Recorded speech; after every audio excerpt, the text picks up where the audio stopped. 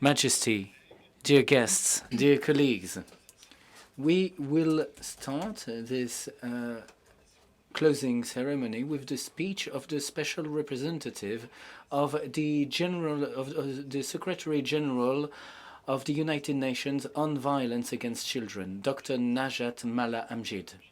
Dr. And received a doctorate in general medicine from the University of Rabat. She was head of the pediatric department and director of the E. Hassani Mother and Child Hospital in Casablanca. From 2008 to 2014, she served as the United Nations Special Reporter on the sale of children, child prostitution, and child pornography. Dr. Amjid, you have the floor. Votre Majesté. Your Majesty, dear colleagues, dear children, dear youngsters, allow me from the outset to thank Her Majesty the Queen and the Royal Academy of Medicine for this invitation on the occasion of the Symposium of Mental Health of Youngsters and Children, with specialists and with great experts that are children and youngsters. It is a very timely symposium. Investing in mental health and in the well-being of youngsters and teenagers is of the utmost importance, is more urgent than ever in rich and poorer countries. Allow me to share with you 4 messages. The first one is that millions of children and teenagers all over the world suffer from ill-being and from mental health. They are left behind. Under global estimates, more than 1 teenager out of 7 is suffering from mental health issues, and around 46,000 teenagers are committing suicide. This is one of the 5 main causes of death for this age group. The well-being and mental health of children and teenagers are undermined everywhere in the world because of the impact of the COVID-19 pandemic. It had a huge impact on mental health of children and teenagers, and drew the attention on the mental health of children and youngsters. Well before the pandemic, too many children suffering from mental health issues were not managed, were not cared for, and are still not being cared.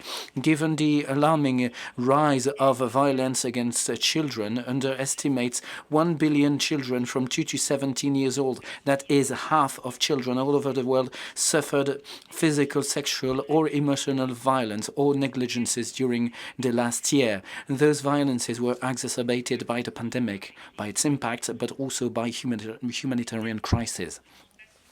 Because of the alarming rise of poverty and social exclusion of children, well before the pandemic, close to 1 billion children were living in multidimensional poverty. This rose by 10% because of the pandemic. If we count the impact of the Ukrainian crisis and other humanitarian crises, this would be even higher, given the alarming rise of internally and externally displaced children because of humanitarian crisis, because of different kinds of conflict. It is estimated that displaced children because of humanitarian conflicts are 36.5 million at the end of 2021. That is the highest number since the end of the Second World War.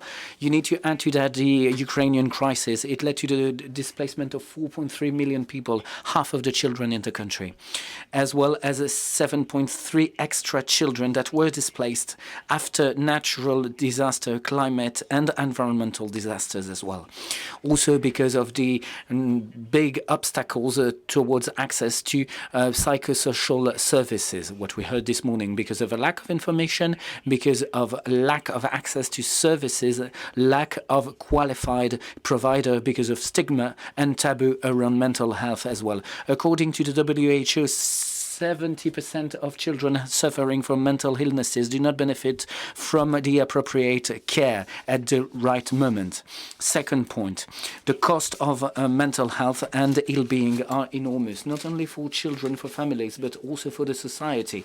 The human cost of mental health and of ill-being is really high for the society, for children and families. Exposure to violence, isolation, crisis and violence cause physical and psychological damage immediately, and they have a long-term impact on the human and social capital.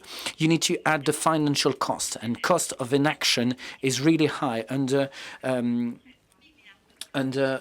global estimate. That is $393 billion every year.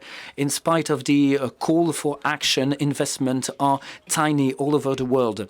Mean spendings, public spendings, are only representing 2.1% of mean public spendings, generally speaking. The global challenge of ensuring well-being of children and teenagers is enormous. Third message: children and youngsters are key partners, and they are a part of the solution. Children and youngsters that I meet regularly for my work and during my country visits are all expressing this this feeling of insecurity, the problem of isolation, the despair, and they show how important it is to invest in mental health of children. But children and youngsters all over the world show resilience, show activism, and a sense of solidarity that is really impressive. We have carried out a mapping of all the initiatives carried out by children and youngsters all over the world, and we were under a very big impression. They are mobilized online, offline, to exchange, create relationships, to give psychosocial support. They are also voluntary to provide essential services to other children in need. Therefore, they are key partners. They need to be informed regularly. They need to be mobilized regularly, and they need to have the means to take an active part in the decisions on their well-being. They do not need to be exhibit shows. It needs to be institutionalized. The point of view and experiences of children and teenagers we've heard this morning need also to inform the drafting and implementation and assessment of reforms. Their initiatives need to be encouraged. Last message: investment in mental health is a priority. Only 8 years are left, as Her Majesty emphasized, in order to reach the 2030 agenda and the SDGs and honor the promise we've made to the youngsters. All the children would have a right to physical and mental health and well-being by then, while making sure that no child is left behind. Let me tell you frankly that I'm quite doubtful about the reach of those goals in 8 years. It is urgent to act faster, better, in a concerted, accountable and cooperative manner, to go through a programmatic approach based on results and to make progress. And we need to draw the lessons of the pandemic and all the humanitarian crises. We cannot come back to the business as usual, because this business as usual was not enough. It was not enough.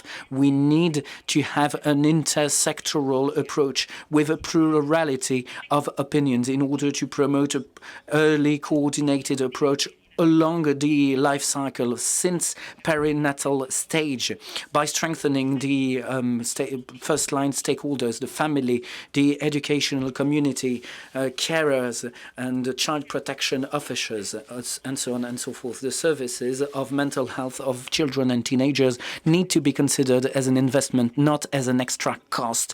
They need to be accessible to every child, considered as essential service integrated in the universal health of children. Again and again, we need to mobilize and to raise the awareness in order to fight against stigmatization and fight against taboo, making sure that children and teenagers are able to talk about their problems. To conclude, we all know the problems. We have the knowledge to face them, to address them. We have the right practices to do so. What we need is a political commitment. A political commitment with the means, with the accountability mechanisms, with adequate resources, a change of approach, and a strong mobilization of all key stakeholders. And we need to do it for children and youngsters, but also with children and youngsters. Thank you very much for your attention.